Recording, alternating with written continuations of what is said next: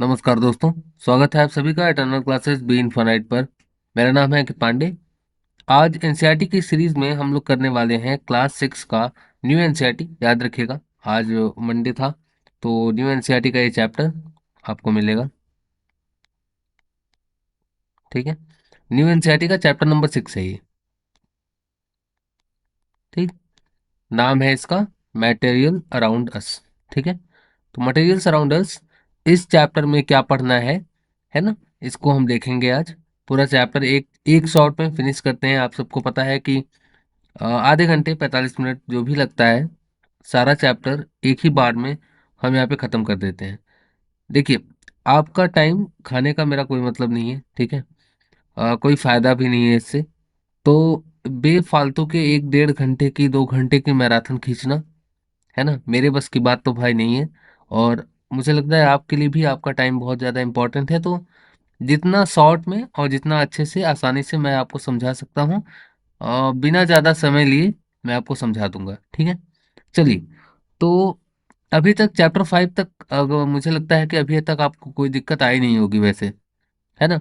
जितनी वीडियोस मैंने डाली हैं, जितनी वीडियोस मैंने की हैं अभी तक इस सीरीज में, न्यू एनसीईआरटी हो चाहे ओल्ड एनसीईआरटी हो, कोई भी ऐसी वीडियो नहीं है जो कि 45 मिनट से ज़्यादा की बनी हो। वीडियोस की लेंथ छोटी होती है। मैं कोशिश करता हूँ कि हर एक एस्पेक्ट जो भी एग्ज़ाम के लिए इम्पोर्टेंट है वो आपके लिए इंक्लूड किया जाए। एनसीईआरटी की जो लाइंस एनसीईआरटी में इम्पोर्टेंट है वो मैंने इंक्लूड की हैं। बाकी मुझको जो ऐसा लगता है कि एनसीईआरटी ठीक से नहीं उसको दे पाया है, जो बच्चों को समझने में दिक्कत होगी, वो काफ़ी कुछ चीज़ें मैंने अपने एडिशनल अलग से जोड़ी हुई हैं। ठीक है, तो ज़्यादातर जो चीज़ें हैं वो एनसीईआरटी की हूबहू लाइंस हैं जो कि एनसीईआरटी में दी हुई हैं। कुछ चीज़ें आपको अलग से भी मिल सकती हैं। अब वो अलग से चीज़ें क्या हैं? वो अलग से चीज़ें हैं कि जैसे कोई डेफिनेशन हो गई, है ना। तो कोई डेफिनेशन हो सकता है, एनसीईआरटी क्या करता है ना कि डिटेल में कहानी जैसे बच्चों को समझाता है ना। तो कहानी जैसे समझाना, देखो बच्चों, आप क्लासेस में बहुत लोग समझाते हैं, नहीं भी समझाते हैं, तो मैं आपको यहाँ पे बिना वो कहानी दोहराए आसान भाषा में उसको इस तरीके से समझा दूंगा कि आपको समझ में आ जाएगा, है ना। चलिए, अगर इतना समझ में आ गया है तो आज भी हम एक जो चैप्टर करने वाले हैं, एनसीईआरटी का इम्पोर्टेंट जितना भी आपके सिलेबस में अभी तक है वो सारा मैंने यहाँ पे इंक्लूड कर दिया है इस पीपीटी में। आपको पीपीटी की पीडीएफ मिल जाएगी चैनल पे, एसीबी इन्फिनिट टेलीग्राम पे, आपको पता है कि कहाँ लेना है। अब शुरुआत करते हैं इस चैप्टर की। मटेरियल अराउंड अस में हमको पढ़ना क्या है? पहली चीज, मटेरियल्स अराउंड अस पढ़ना है तो सबसे पहले तो पता होना चाहिए कि मटेरियल क्या होता है भैया। तो कोई भी ऐसी substance, any substance that is used to create an object is referred to as material. कोई भी ऐसी चीज, कोई भी ऐसा ऑब्जेक्ट, कोई भी ऐसा सब्सटेंस जिससे हम कोई और चीज बना सकते हो, उसको हम मटेरियल बोल देते हैं। ठीक है, कैसे ग्रुप करेंगे मटेरियल को? तो the method of arranging the object into groups, किसी भी ऑब्जेक्ट को, किसी भी अलग तरह के ऑब्जेक्ट्स को, उनको अगर एक तरह के दिखते हैं और उनको एक जगह पे इकट्ठा कर दिया जाए, ग्रुप कर दिया जाए, उसको हम कहते हैं बच्चे क्लासिफिकेशन। ठीक है, अब ऑब्जेक्ट जो भी मटेरियल्स हैं उनका क्लासिफिकेशन कैसे होगा? तो देखो, किसी भी जगह की जो किसी भी ऑब्जेक्ट की जो क्लासिफिकेशन होती है वो डिपेंड करती है कि किस तरह की प्रॉपर्टी वो ऑब्जेक्ट लिया हुआ है। जैसे मान लीजिए कि एक बाल्टी है ना, एक कुछ और ऑब्जेक्ट है, छोटा बड़ा कुछ भी 2 3 ऑब्जेक्ट ले लीजिए। अगर ये सारे ऑब्जेक्ट आयरन के बने हैं तो ये एक ही जगह इकट्ठे हो जाएंगे। क्यों? क्योंकि ये सारे ऑब्जेक्ट, जितने भी ऑब्जेक्ट हैं 1 2 3, ये सब आयरन की प्रॉपर्टी शो करेंगे, है ना। एक ही प्रॉपर्टी शो करेंगे, आयरन वाली। इसको हम कहते हैं बच्चे क्लासिफिकेशन। जब हम क्या करते हैं, किन्हीं भी कुछ ऑब्जेक्ट्स को ग्रुप करना शुरू करते हैं, ग्रुप में रखना शुरू करते हैं और उनको क्लासिफाई करते हैं, तो उनको बोलता है क्लासिफिकेशन। ठीक है, क्या बोलते हैं? क्लासिफिकेशन। जब उनको ग्रुपिंग करना शुरू करते हैं, उनको अरेंज करते हैं ग्रुप्स में, जो भी ऑब्जेक्ट होते हैं वो क्लासिफाई कैसे किए जाएंगे? On the basis of common properties. उनके अंदर जो कॉमन प्रॉपर्टीज होंगी, जो ऐसी प्रॉपर्टीज जिसके थ्रू वो सब ऑब्जेक्ट एक दूसरे से मिलते जुलते दिखाई देंगे। जैसे आयरन की सारी चीजें आपको देखने में हार्ड लगेंगी, है ना। आयरन की जितनी भी चीजें होंगी वो हार्ड होंगी, है ना, और शाइन करती हुई दिखेंगी, है ना। तो इस ऐसे लिए जल्दी पिघलेंगी नहीं। तो ये काफी चीजें जो मैं जितनी भी आयरन की प्रॉपर्टी है, अगर वो सारी चीजें आयरन के जैसे शो कर रही हैं तो वो सब यानी कि उनकी कॉमन प्रॉपर्टी है। अब जब ऑब्जेक्ट्स कॉमन प्रॉपर्टी दिखाते हैं तो उनको हम एक ग्रुप में रख सकते हैं और इसी ग्रुप को कहते हैं क्लासिफिकेशन। समझ आया। You might have grouped this object according to their shape और बाय देयर कलर और material they are made up of. तीन तरीके से, है ना, याद रखिए। तो या तो उनके शेप से ग्रुप कर सकते हो, या तो उनके कलर से, या तो उनके मटेरियल से जिससे वो बने हुए हो। कितने तरीके से? तीन तरीके से। पहला शेप है, दूसरा कलर है, और तीसरा मटेरियल है। शेप से कैसे? मान लो कि सारी चीजें ट्रायंगुलर हैं, आपने जो चीजें ली हैं वो सारी चीजें ट्रायंगल, तो ट्रायंगल जैसे दिखने वाली सारी चीजों को आपने एक जगह पे रख दिया। फिर आपने रेक्टेंगल लिया, रेक्टेंगल जैसी दिखने वाली जो भी दिख रहे हैं चीजें उनको एक जगह रख दिया। तो ये शेप के अकॉर्डिंग क्लासिफिकेशन हुआ। अब आते हैं हम कलर के अकॉर्डिंग। कलर के अकॉर्डिंग कैसे करेंगे? तो रेड दिखने वाली सारी चीजें एक जगह कर दी आपने, ब्लू दिखने वाली सारी चीजें एक जगह कर दी, ग्रीन दिखने वाली सारी चीजें एक जगह कर दी, येलो वाली एक जगह कर दी। तो ऐसे एक जगह जो चीजें कर रहे हो कलर के अकॉर्डिंग, उसको हम कलर के हिसाब से क्लासिफिकेशन कहेंगे। और मटेरियल, जैसे आयरन वाली चीजें एक जगह रख दी, है ना, कॉपर वाली चीजें एक जगह रख दी, सोने से बनी चीजें एक जगह रख दी, चांदी से बनी चीजें एक जगह रख दी, है ना, समझ आया। तो इस तरीके से शेप, साइज, कलर, मटेरियल, इन सब के हिसाब से भी हम क्या कर सकते हैं, ऑब्जेक्ट्स को क्लासिफाई कर सकते हैं। आया समझ में? चलिए, अब देखिए, ये एनसीईआरटी की ही एक पिक्चर है जो आपके बुक्स में दी हुई है, नई वाली जो एनसीईआरटी है ना उसके अंदर, है ना। काफी चीजें मैंने एक जो चीज देखी है आपकी नई वाली एनसीईआरटी बुक में, हमारे एंशियंट इंडिया पे ज़्यादा फोकस किया जाता है ना। जो एंशियंट साइंटिस्ट वगैरह हैं जिनको अभी तक जगह नहीं मिली थी, एक अच्छी चीज़ वो है कि जो बुक्स अभी आपको दी जा रही हैं उनमें काफ़ी ज़्यादा चर्चा हमारे इंडियन साइंटिस्ट के ऊपर किया गया है ना, काफ़ी ज़्यादा। मैंने बहुत सारे ऐसे नाम मतलब आपको दिखेंगे जिनके बारे में अभी तक हम लोगों ने, क्योंकि हम लोगों ने ओल्ड एनसीईआरटी पढ़ी है, पर हम लोगों ने भी इनके बारे में बहुत सुना नहीं था। और उस टाइम पे, जिस टाइम पे हम लोग क्लास 6 7 में थे, तो इतना इंटरनेट वगैरह का यूज भी नहीं होता था, तो हम लोग को इतना पता भी नहीं चल पाया था, बल्कि अभी तक नहीं पता था। काफी लोगों के नाम, काफी लोग, काफी साइंटिस्ट के नाम जो मैंने आपकी किताबें पढ़ी हैं ये वाली, इनसे मुझे पता चले कि हाँ देखो ये ऐसे भी थे। तो ये एक चीज अच्छी हुई है कि आपको इंडियन साइंटिस्ट के ऊपर भी फोकस किया जाता है। देखो वेस्टर्न साइंटिस्ट जितने भी हैं उनके ऊपर तो फोकस ऑलरेडी आपको आगे कहीं ना कहीं आपको मिल जाएंगे वो साइंटिस्ट, पर इंडियन साइंटिस्ट जो कि छिपे हुए थे इतने दिनों से, है ना, जिनके नाम यूँ कह लो कि बहुत नहीं बताए जा रहे थे, क्योंकि वेस्टर्न एजुकेशन में ज़्यादातर क्या होता है कि हम उन्हीं के दृष्टिकोण से पढ़ते हैं, उन्हीं के तरीके से पढ़ते हैं। तो नाम भी ज़्यादातर उनके साइंटिस्ट के लिए जाते थे। हमारे यहाँ कुछ साइंटिस्ट जैसे एंशियंट इंडिया में आर्यभट्ट, वराहमिहिर, तो ये काफी चीजें, चरक, है ना, सुश्रुत, तो कई कई लोग, अब फेमस नाम तो हमको पता है, पर कई छोटे मोटे ऐसे भी साइंटिस्ट हैं, छोटे मोटे नहीं, कंट्रीब्यूशन उनके बहुत बड़े हैं, पर कई ये यूं कह सकते हो कि वेस्टर्न साइंटिस्ट के आगे वो उनके नाम को ज्यादा दिखाया नहीं गया, है ना। तो काफी ज्यादा चर्चा आपकी नई वाली एनसीईआरटी, कोई भी एनसीईआरटी जो भी आपकी नई आई है इस वक्त, इंडियन साइंटिस्ट के ऊपर ज्यादा फोकस किया गया है। इस पेज में क्या है ना, तो इस पेज में देखिए क्या है। इस पेज में इंडियन पॉटरी के बारे में बताया गया है ना, किस तरीके से पॉटरी जो है, पॉटरी मतलब समझते हैं, पॉटरी मतलब बर्तन बनाने की जो कला होती है, तो उसको हम बोलते हैं पॉटरी, ये, ठीक है। तो पॉटरी जो है, जो अर्लीस्ट पॉटरी है इंडियन सब कॉन्टिनेंट में, वो कब की है? वो करीब 7,000 से 8,000 वर्ष पहले, है ना, 7,000 से 8,000 वर्ष पहले। जो गंगा के मैदान है वहां दो जगहों के नाम इसने बनाए हैं, लहुरा देव, है ना, और बलूचिस्तान में मेहरगढ़, है ना। मेहरगढ़ में आप याद रखिएगा, खेती के भी जो सबसे पहले साक्ष्य मिले हैं, जो खेती के करने के जो सबसे पहले प्रूफ मिले हैं, है ना, इंसानों द्वारा, वो मेहरगढ़ में ही मिले हैं। ठीक है, तो मेहरगढ़ कहाँ है? वो बलूचिस्तान में है ना। और गंगा के मैदानों में लहुरा देव नाम की जगह है, यहाँ पर 7-8 हजार पहले वाले बर्तनों के कुछ अवशेष हमको मिले हैं।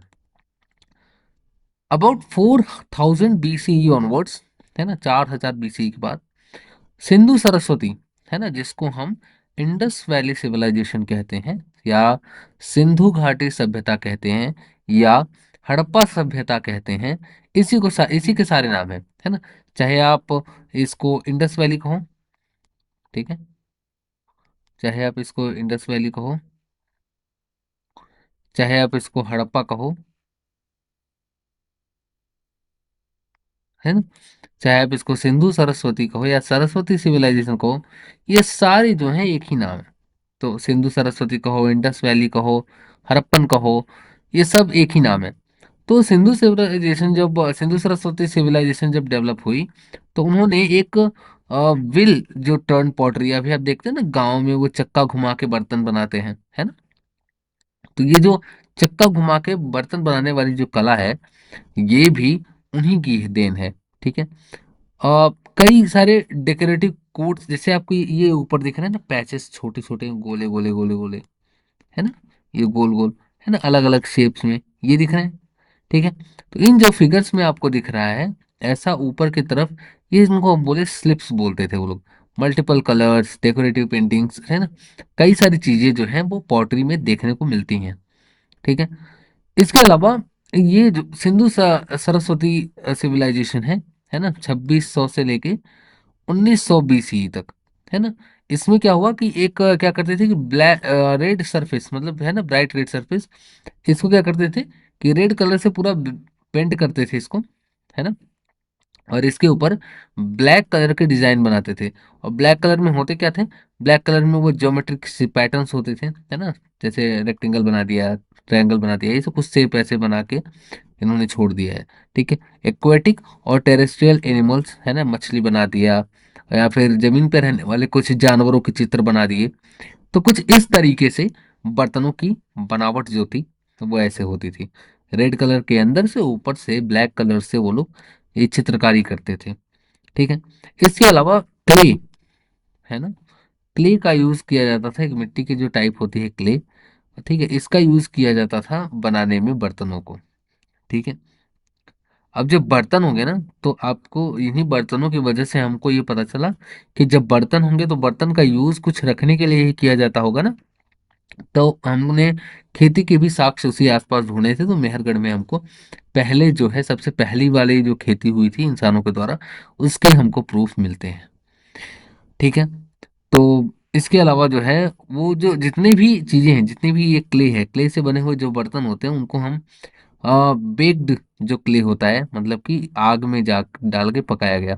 अभी आजकल आप लोग जो दिया जलाते हैं हम लोग ना, दीपक, जो दिवाली पे, वो दीपक भी मिट्टी के अंदर मतलब राख के अंदर क्या होता है, गर्म बहुत करके उसको बना करके उसको पकाया जाता है। तो पकाई जाती थी मिट्टी, है ना, इस तरह से उसको हम बेकिंग कहते हैं। ठीक है। और जब वो बेक्ड जो क्ले होता था उसको हम बोलते थे टेराकोटा। तो अगर आपको भविष्य में कभी टेराकोटा फिगरेंस नाम सुनने को मिलेगा हिस्ट्री की बुक्स में, तो घबराइएगा मत कि ये टेराकोटा क्या है। टेराकोटा कुछ नहीं है, जो आपके बर्तन ये है ना, इसको मिट्टी के बर्तन को बनाया जाता था और उसको आग में पकाया जाता था, उसको हम बोलते थे टेराकोटा। ठीक है। इसके अलावा पॉट्स जो होते थे, जो बर्तन होते थे, इनका बहुत तरीके से यूज किया जाता था। जैसे जैसे जितने भी फूड ग्रेन्स होते हैं, है ना, जैसे मैंने कहा कि अभी अगर बर्तन है तो कुछ रखने के ही काम आएंगे, तो बर्तनों को अनाज रखने के काम। ठीक है। तो इसी से हमने ढूंढना शुरू किया कि अनाज भी होता होगा, ऑयल, घी और भी जो चीजें होती थी वहां पे, ये सब रखने के काम आते थे। ठीक है। कई तरह के पॉटरी आइटम्स अभी भी हमारे पास नेशनल म्यूजियम नई दिल्ली में रखे हुए हैं। ठीक है। शौक हो तो कभी जाके देखिएगा, जो लोग दिल्ली के आसपास रहते हो। ठीक। चलिए, अब हमको देखना है कि क्या क्या प्रॉपर्टीज हो सकती हैं। प्रॉपर्टीज में जो सबसे पहली प्रॉपर्टी हमको पढ़नी है वो है बच्चे लश्चरस, है ना। लश्चरस क्या होता है? लश्चरस का मतलब होता है चमकदार। ठीक है। लश्चरस का मतलब क्या होता है? चमकने वाली चीज। तो लस्टरस अपीयरेंस किसका होगा? जितने भी मेटल्स होते हैं, आपको याद रखना है, जितने भी मेटल्स होते हैं, है ना, उनको हम नॉर्मली लस्टरस होते हैं, है ना। जितने भी मटेरियल्स होते हैं जिनके पास लस्टर होता है, उसमें यूजुअली सारे मेटल्स आते हैं, जैसे जैसे iron, copper, zinc, aluminium, gold, silver. ठीक है, सिल्वर हो गया। तो ये सारी चीजें, यहाँ तक कि जो एक मेटल आपका लिक्विड के फॉर्म में रहता है, मरकरी। ठीक है, मरकरी, ये भी चमकदार होता है। तो लश्रस यानी कि जितनी भी चमकने वाली चीज, तो चमक जो होती है एक प्रॉपर्टी, उसको हम बोलते हैं लश्र। ऐसे ही नॉन लश्रस, तो कुछ चीजें ऐसी भी होंगी जो कि चमकदार नहीं होंगी, है ना, उनको हम कहते हैं नॉन लश्रस। ऐसे क्या होंगे भैया? तो ऐसे paper, would, rubber, jute etcetera, बहुत सारी चीजें हैं जिनमें चमक खुद की नहीं होती है ना। वो जैसे लाइट डालोगे तो चमकेगा, तो ऐसा नहीं कह देना है कि नए वाला लकड़ी है तो चमक रही है भैया, नहीं। मेटल, गोल्ड, ये सब क्या है कि थोड़ी सी भी साइन से खुद चमकने लगते हैं, है ना। नया लोहा लेके आओ, देखो अभी उसमें क्या चमक रहती है। अच्छा, एक चीज और समझो, क्या यहाँ पे एक सवाल है ना, क्या सारे जो मेटल्स होते हैं वो लस्टरस होते हैं? तो नहीं, ऐसा नहीं है। All that glitters is not gold, है ना। ये कहावत सुनी है, हिंदी में मैं बताता हूँ, इंग्लिश में जिसको समझ में आ गई वो ताली बजाओ, और जिसको नहीं आती है उनको मैं हिंदी में बता देता हूँ। हर चमकने वाली चीज सोना नहीं होती। सुना है ना? All that glitters is not gold, इसका हिंदी होता है हर चमकने वाली चीज सोना नहीं होती। तो ऐसे ही जिस तरह से हर चमकने वाली चीज सोना नहीं होती, उसी तरीके से हर चमकने वाला चीज मेटल नहीं होता, है ना। कुछ चीजों के जो कुछ मटेरियल ऐसे होते हैं जिनके सरफेस पे पॉलिश की जाती है या कोटिंग की जाती है ना। उनके ऊपर प्लास्टिक की, वैक्स की या किसी और मटेरियल की उनके ऊपर कोटिंग कर दी जाती है। कोटिंग मतलब उनके ऊपर चढ़ा दिया जाता है, परत चढ़ा दी जाती है, जिसकी वजह से वो चमकने लगते हैं, है ना। इसका मतलब ये है कि हर जो चीज चमकती हुई आपको दिख रही है, उसको आप मेटल नहीं बोल सकते हैं, है ना। कुछ चीजें ऐसी हैं जिनको मेटल मतलब चमकाने के लिए कुछ ऊपर से वैक्स वगैरह, प्लास्टिक वगैरह पे कवरिंग की जाती है ना। कई बार तो खुद मेटल्स की कवरिंग की जाती है। हम्म, समझ आया? चलिए, इसका मतलब यह है कि जितने भी लक्सरस मेटल हैं, जितने भी लक्सरस चीजें हैं, यूजुअली वो मेटल्स होते हैं, लेकिन जरूरी नहीं कि 100% वो मेटल ही होंगे। समझ आया? चलिए, अगर इतना समझ में आया, तो एक प्रॉपर्टी आपको याद रखनी है यहाँ से, लश्चरस और नॉन लश्चरस। ठीक है, अब दूसरी प्रॉपर्टी पे आते हैं। दूसरी प्रॉपर्टी है, या तो जो कोई भी मटेरियल सॉफ्ट हो सकता है, या तो वो हार्ड हो सकता है। सॉफ्ट कब होगा? सॉफ्ट किसको बोलेंगे? सॉफ्ट तब होगा बच्चे जब उसको आसानी से कंप्रेस किया जा सके या स्क्रैच किया जा सके। ठीक है, कंप्रेस का मतलब दबाना। ठीक है, तो या तो आसान, तभी इसको सॉफ्ट कहेंगे जब उसको आसानी से दबा दिया सके, यानी कि उसका जब शेप आसानी से चेंज किया जा सके। ठीक है, समझ आया? तो ये क्या है कि इसको, अच्छा, एक ही याद रखें, अगर उसको आसानी से दबाया वबाया नहीं जा सका तो उसको हम बोलेंगे हार्ड। ठीक है, एक चीज याद रखिएगा, ये जो प्रॉपर्टी है ये रिलेटिव है नेचर में। रिलेटिव का मतलब समझते हो? रिलेटिव का मतलब, जैसे कि रबर जो स्पंज से हार्ड है लेकिन आयरन से सॉफ्ट है। ठीक है, जब कंपेयर किया जाए ये चीज, ये चीज, ये चीज, हो सकता है ये चीज इस वाली चीज से ज्यादा जो हो लस्टरस हो, चमकदार हो, लेकिन ये वाली चीज इससे भी ज्यादा चमकदार हो। तो क्या हम ये कह सकते हैं कि ये वाली चीज ज्यादा, बहुत सबसे ज्यादा चमकदार है? नहीं। क्यों? क्योंकि ये चीज इस फर्स्ट वाले ऑब्जेक्ट से तो चमकदार है, लेकिन ये थर्ड वाले ऑब्जेक्ट से कम चमकदार होगी। इसको हम कहते हैं बच्चे रिलेटिव। रिलेटिव का मतलब एक तरीके से समझो कंपेरेटिव, है ना। जहां पे हम तुलना कर सकें, जहां पे हम ये दिखा सकें कि देखो ये ऑब्जेक्ट इस ऑब्जेक्ट से ज्यादा सॉफ्ट है या हार्ड है ना। लेकिन एकदम से ये नहीं कह सकते कि ये सबसे हार्ड है या सबसे सॉफ्ट है। क्यों? क्योंकि हो सकता है कि इससे ज्यादा चमकदार या इससे हार्ड या इससे सॉफ्ट भी कोई चीज हो। समझ आया? चलिए, तो ये आ गई हमारे पास रिलेटिव होती हैं, soft, hard, lustrous, non lustrous, ये सारी चीजें क्या है, रिलेटिव है। रिलेटिव का मतलब कंपैरेटिव है, कंपैरेटिव का मतलब तुलनात्मक है। इनके बीच में हम कंपैरिजन कर सकते हैं कि देखो ये इससे तो ज्यादा हार्ड है, लेकिन ये तीसरे वाले आइटम से कम हार्ड है। समझ आया? चलिए, अब चलते हैं अगली प्रॉपर्टी पे। अगली जो प्रॉपर्टी है वो है बच्चे हमारी ट्रांसपेरेंट, ओपेक और ट्रांसलूसेंट। अब ये तीनों क्या है भैया?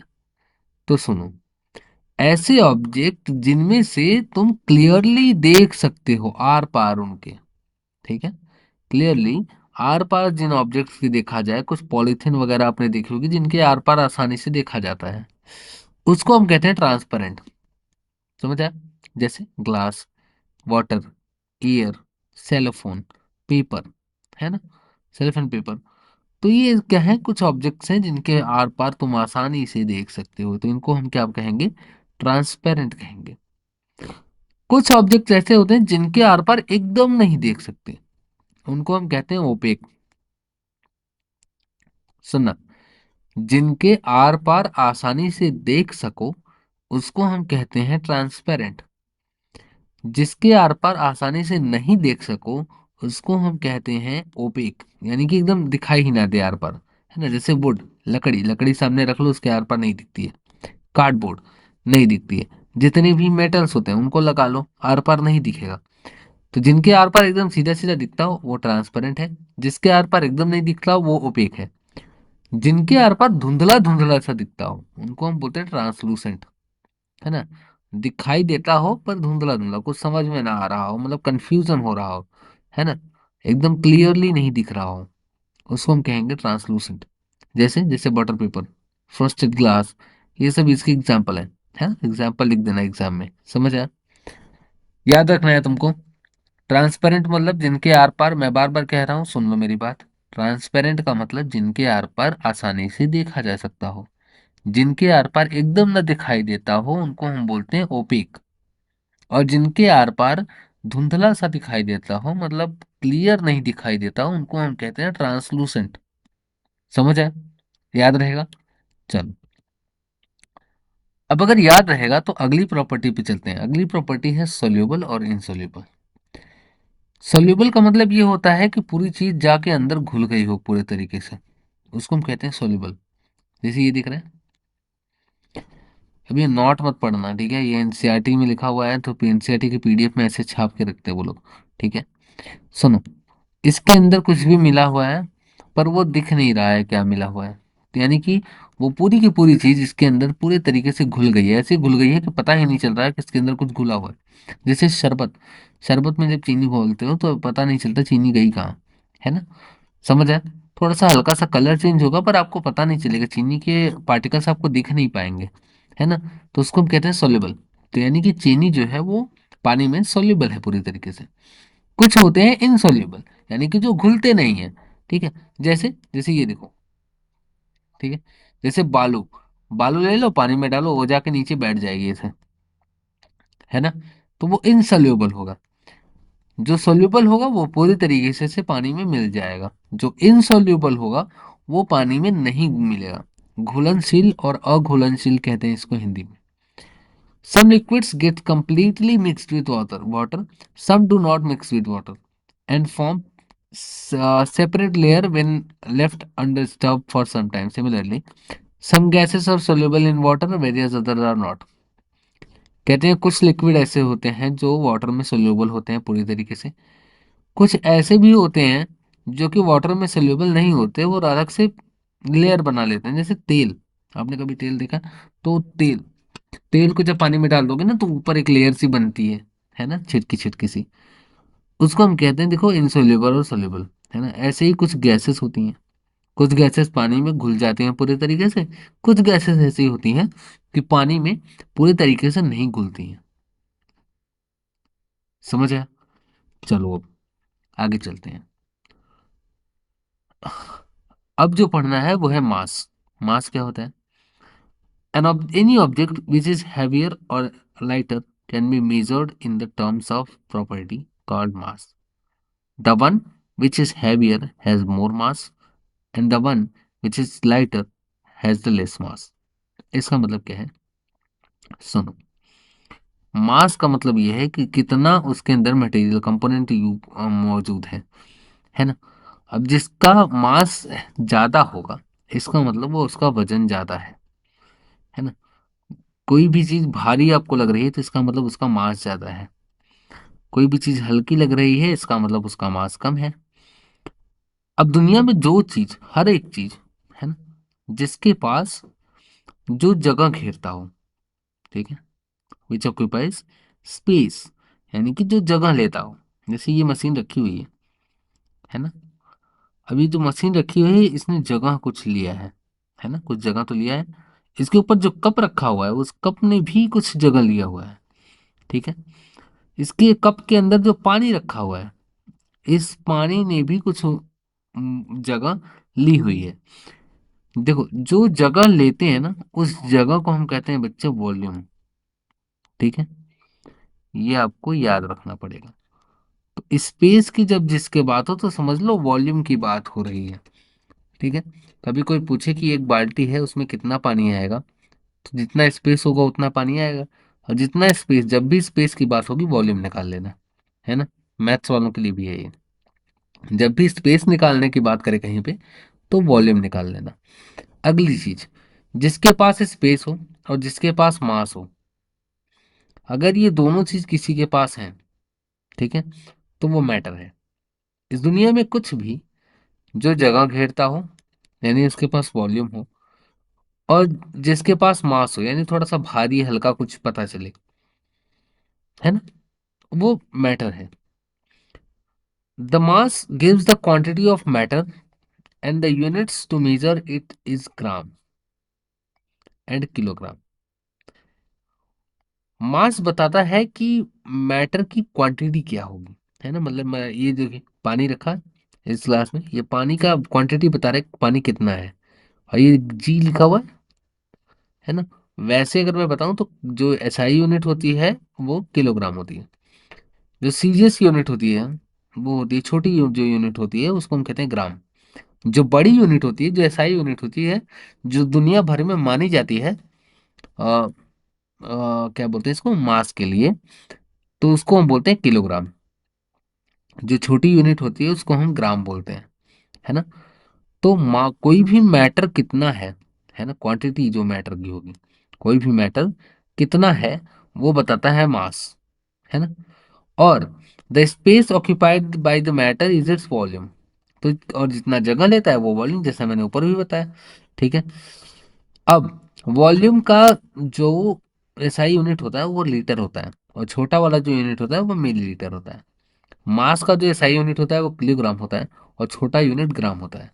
ऐसे ही जो वॉल्यूम होता है उसका एसआई यूनिट लीटर होता है, और जो छोटा यूनिट होता है वो मिलीलीटर होता है।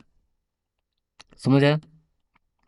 चलिए, अब अगर इतना भी समझ में आ गया, तो अब एकदम ये लास्ट पेज है, ठीक है। ये आपके लास्ट पेज में, बुक में भी, इस चैप्टर के लास्ट में ये बना हुआ है। सिमिलर क्लासिफिकेशन, जैसे मैंने कहा ना कि एंशियंट इंडिया, जो हमारा प्राचीन इतिहास है, हमारा, हमारे ऋषियों मुनियों द्वारा लिखा गया इतिहास, उससे बहुत सारी चीजें इन्होंने उठाई हैं, ठीक है।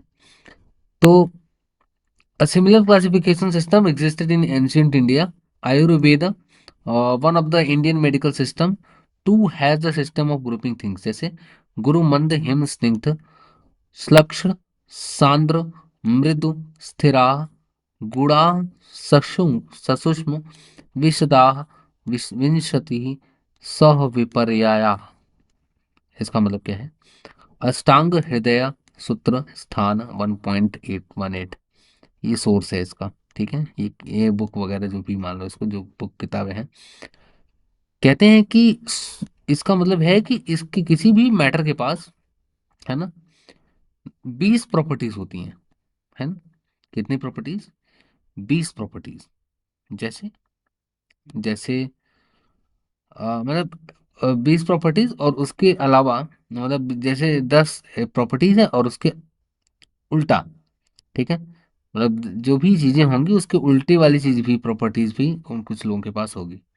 जैसे गुरु, गुरु का मतलब हैवी, भारी। और उसके बाद आता है लघु। ठीक है, गुरु के बाद लघु, मतलब गुरु का मतलब होता है हैवी, मतलब कोई भी ऑब्जेक्ट हैवी हो सकता है। तो उसका अपोजिट क्या होगा, उसका अपोजिट होगा लघु, मतलब हल्का। फिर आता है मंद। गुरु में पढ़ा ना, गुरु मंद, हिम, स्निग्ध, श्लक्षण, सांद्र, मृदु, स्थिरा, गुड़ा, सुषुम्न, विशदा, विंशति, सह, विपर्यया। तो ये सब गुण है ना। तो पहला गुरु, गुरु मतलब हैवी, लघु मतलब लाइट इन वेट, मतलब हल्का। ऐसे ही मंद, मंद मतलब स्लो, मतलब स्लो मतलब धीरे, है ना। ऐसे ही का मतलब है तीक्ष्ण। ठीक है, क्या चीज, तीक्ष्ण। तीक्ष्ण मतलब क्विक यानी फास्ट। ऐसे ही हिम, हिम का मतलब कोल्ड, ठंडा हो सकता है मेटल। ऐसे उष्ण, उष्ण का मतलब होता है तुम्हारा हॉट, मतलब गर्म, है ना। स्निग्ध, स्निग्ध का मतलब अनकॉन्शियस। और रुक्ष, रुष्ण, रुक्ष, रुक्ष का मतलब ड्राई, अनकॉन्शियस का मतलब थोड़ा सा गीला टाइप का, और ड्राई का मतलब सूखा टाइप का, है ना। श्लाक्ष्ण, श्लाक्ष्ण का मतलब स्मूथ, स्मूथ। और तो उसको स्मूथ का उल्टा क्या हो गया, खारा, खारा मतलब रफ। ऐसे सांद्र, सांद्र का मतलब होता है सॉलिड, है ना। और द्रव, द्रव का मतलब होता है लिक्विड। ऐसे ही मृदु, मृदु का मतलब सॉफ्ट। ऐसे ही कठिन, कठिन का मतलब हार्ड। स्थिरा, स्थिर का मतलब होता है स्थिर, स्थिर का मतलब होता है स्टेबल। ऐसे होते हैं खल, खल का मतलब होता है मूविंग, यानी कि जो रुका ना हो, अनस्टेबल हो। ऐसे ही सूक्ष्म, सूक्ष्म का मतलब स्मॉल, छोटा। ऐसे आता है स्थूल, स्थूल का मतलब होता है बड़ा। देख रहे हो, ये इस तरफ जो लिखा हुआ है ये लिखा हुआ है, और इसका अपोजिट ठीक ये सामने वाला लिखा हुआ है ना। ऐसे ही लास्ट वाला आता है विशद, विशद का मतलब नॉन स्लिमी। और पिशील का मतलब स्लिमी। ठीक है, समझ आए। तो ये 10 प्रॉपर्टीज जो है वो वेदों में भी, मतलब अलग अलग ग्रंथों में लिखी गई हैं। आयुर्वेदा, ये जो चीजें हैं वो आयुर्वेद के अंदर लिखी गई हैं। तो समझ आए। चलिए, तो यहाँ से ये चैप्टर जो है हमारा मटेरियल सराउंडर्स, जिसमें हमने मटेरियल पढ़ा, मटेरियल की प्रॉपर्टीज पढ़ी, ट्रांसपेरेंट, इन ओपेक, ट्रांसलूसेंट, सोल्यूबल, इनसोल्यूबल, मास पढ़ लिया हमने, वॉल्यूम पढ़ लिया, मैटर पढ़ लिया। ठीक है, तो anything that occupies space and mass is matter, mass gives quantity, and space के लिए हम यूज करते हैं वॉल्यूम। ठीक है, फिर ये 10 तरह की प्रॉपर्टीज हमने पढ़ी हैं। पीडीएफ आपको सेम टू सेम मिल जाएगा, है ना। थैंक यू सो मच, है ना। पीडीएफ आपको यहाँ मिलेगा, ये यहाँ टेलीग्राम पे जाना, सर्च कर लेना, इसी बी इन्फानाइट। ठीक है, चैनल मिल जाएगा, ज्वाइन कर लेना, और पीडीएफ आपको वहां मिल जाएगी। समझ आया। चलिए, अगर इतना समझ में आया है तो पढ़ाई करते रहिए। नेक्स्ट चैप्टर पे जल्दी ही आपके साथ मिलेंगे हम। Okay, thank you so much.